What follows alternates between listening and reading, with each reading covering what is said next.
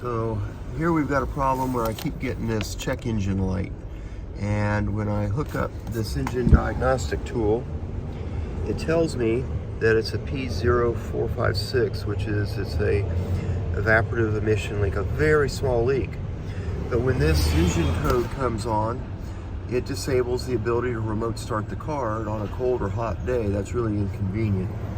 So the first thing we're going to do is we're going to come in here, and number one, we're going to erase the code and see if just erasing the code will make it go away for a while. So we'll go in here and we're going to hit back, and now we're going to move down to erase codes. Hit that, and I will have to turn the engine off to erase this code, and that's why it says erase failure. So I turn the engine off.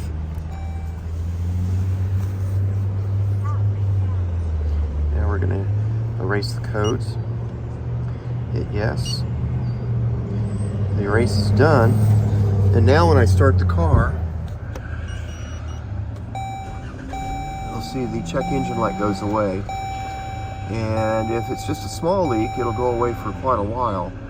But if it comes back in the same day, then you do have an issue that you need to look at. Yeah, I need to get some gas.